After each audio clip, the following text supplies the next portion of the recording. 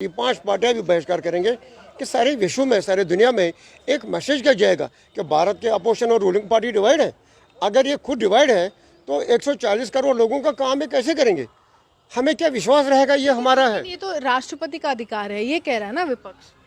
तो जब राष्ट्रपति का अधिकार था, तो जब अपोजिशन पार्टीज थे, जब उनकी हुकूमत केंद्र में थी, तब उन्होंने राष्ट्रपति को उस समय अपना अधिकार पूरा क्यों नहीं दिया? तब वहाँ के उस समय के प्रधानमंत्री जो हमारे रहे देश में 1947 से लेके मोदी साहब तक 1914 तक 2014 तक, तब भी तो प्रधानमंत्री रहे। तब उन्होंने जब उस समय के राष्ट्रपति थे, तब उनसे राष्ट्रपति से सारा काम क्यों नहीं करवाया?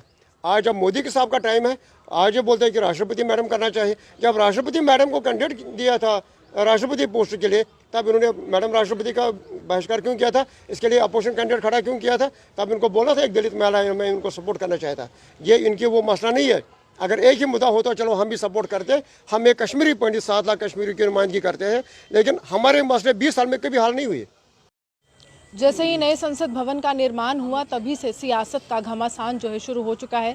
विपक्षी दलों के नेताओं ने बहिष्कार की बात की है, तो वहीं भाजपा के नेता कहते हैं कि ये इतिहास के अध्याय में लिखने वाला एक ऐसा स्वर्णिम इतिहास होगा जिसको देखकर हर एक पीढ़ी गर्व करेगी कि देखिए प्रधानमंत्री नरेंद्र मोदी ने नया संसद भवन दिया है जो लोकतंत्र का मंदिर माना जाता है। कश्मीरी पंडित समुदाय की आवाज़ उठाने वाले तमाम लोग मेरे साथ हैं, इनसे जानते हैं कि सबसे पहले जानना चाहूँगी ये जो नया संसद भवन बन रहा है इसको देखकर आपको क्या लगता है?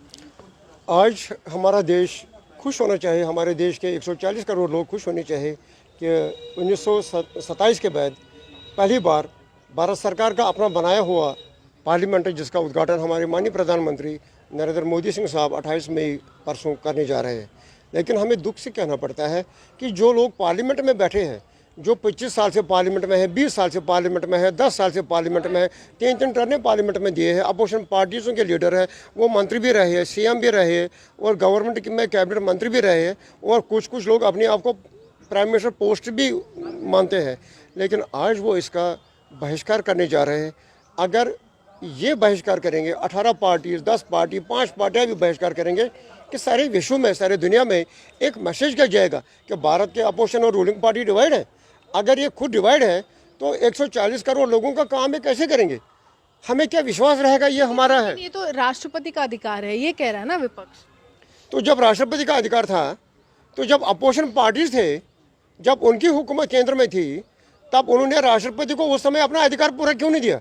तब वहाँ के उस समय के प्रधानमंत्री जो हमारे रहे देश में 1947 से लेके मोदी साहब तक 1914 तक 2014 तक, तब भी तो प्रधानमंत्री रहे। तब उन्होंने जब उस समय के राष्ट्रपति थे, तब उनसे राष्ट्रपति से सारा काम क्यों नहीं करवाया? आज जब मोदी के साहब का टाइम है, आज ये बोलते हैं कि राष्ट्रपति मैडम करना चाहिए। जब राष्ट्रपति मैडम को कैंडिडेट दिया था राष्ट्रपति पोस्ट के लिए, तब इन्होंने मैडम राष्ट्रपति का बहिष्कार क्यों किया था? इसके लिए अपोजिशन कैंडिडेट खड़ा क्यों किया था? तब इनको बोला था एक दलित महिला है, मैं इनको सपोर्ट करना चाहता। ये इनकी वो मसला नहीं है।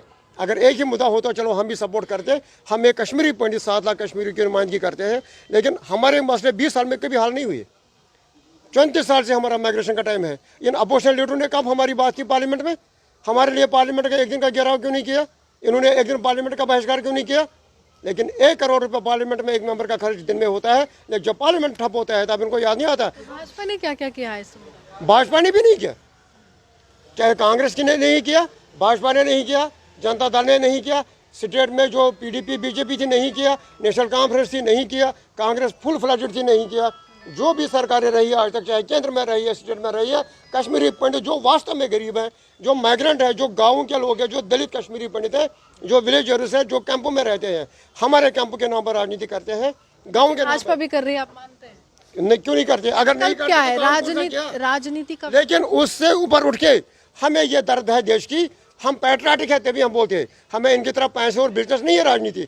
हम बोलते हैं कि देश के हित में अगर बात होगी तो फिर पार्लियामेंट का अपमान नहीं होना चाहिए, देश का अपमान नहीं होना चाहिए, हमारा झंडा उसका अपमान नहीं होना चाहिए, हमारा कॉन्स्टिट्यूशन का अपमान नहीं होना चाहिए। इस वक्त अपोजिशन को हमारी माइग्रेंट कोऑर्डिनेशन कमेटी का मानना चाहिए। सारे लीडरों से मैं रिक्वेस्ट करता हूँ on behalf of my community and party, हमारी all India migrant campus coordination request करते हैं कि इन सब को 28 तारीख को पार्लियामेंट का उद्घाटन करने के लिए इस फंक्शन में जाना चाहिए।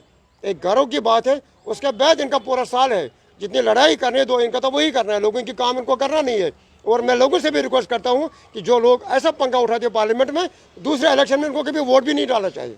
कि आप जैसे लोग भी जा सकते हैं, हम भी जा सकते हैं, कोई और भी पार्लियामेंट में जा सकते हैं। इन्होंने पार्लियामेंट का ठेका तो नहीं लिया। हमने इनको पट्टे पर थोड़ी लिखा दी कि मरने के दम तक पार्लियामेंट में बैठोगे। देश में 140-150 करोड़ लोग हैं, कोई भी इलेक्शन लड़ सकता है, जीत सकता है, पार्लियामेंट में जा सकता है, हमको भी चलाना आएगा। लेकिन हमें इन पर विश्वास नहीं है। हमने टाइम निकाला।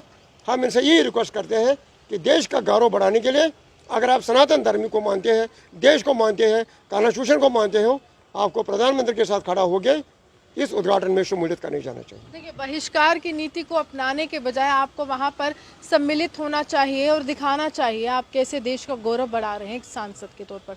आप यूँ हमारे साथ बने, देखते विश्व जम्मू से।